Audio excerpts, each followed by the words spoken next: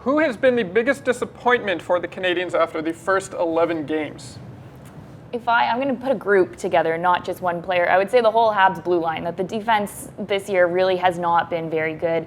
And I don't really know what the solution is right now with the current players they have on the Canadiens, that they have too many similar defensemen, and unfortunately it's just not working for them. So I think now that the first sort of 10, 11 games of the season has gone, I'm hopefully that Marc Bergevin is able to go out and do something to be able to acquire a defenseman that's going to be able to help this team. I would say Paul Byron, but I won't say Paul Byron because I think there's something wrong with Paul Byron. I think there's still, whether it's the repercussions from that fight last year with the concussion or whatever is going on, but I'll single out someone in defense. I think Ben Sherratt has so far been disappointing because when he came here, he spent all training camp, all preseason, number 2 pairing with Jeff Petrie. It was like 2 or 3 games into the season, and the Canadiens realized he can't play on the second pairing. They bumped him down to the 3rd pairing. So I think the expectations for him when he came here were higher than what he's been so far, and so far he hasn't fulfilled them. It's early in the season, so that might change, but I think so far that's a guy who's been, to me, a disappointment. Yeah, there's 2 guys, and Sherratt, you're right. I think when he's in Winnipeg, because their defensive core was so strong,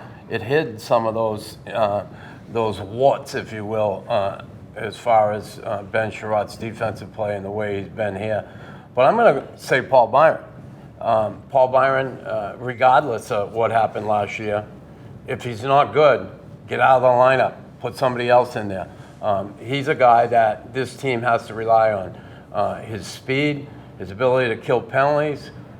He's a leader on this team, and right now he's not showing it. And I know he's working, but nothing is happening for this guy, and they really need it. You look at Andrew Shaw no longer being here, and people saying those goals have to come from somewhere. Well, that's one of the guys they have to come from, and they're not right now. So, yeah, Paul Byron's got to change things around, no question about it. He's the guy I'd put on the bad playing list. But you got to wonder how much longer Claude Julien will stick with him. I mean, he's an assistant captain. He's a leader on this team, so he's going to have more patience with him than other guys.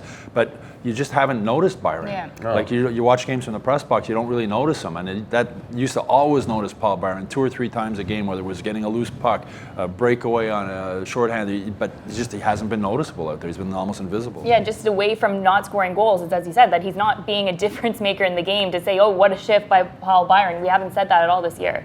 He's insisted in interviews that there's nothing to do with what happened last year with the concussion. He's perfectly healthy. Do you believe that? Or? Yeah, I believe it.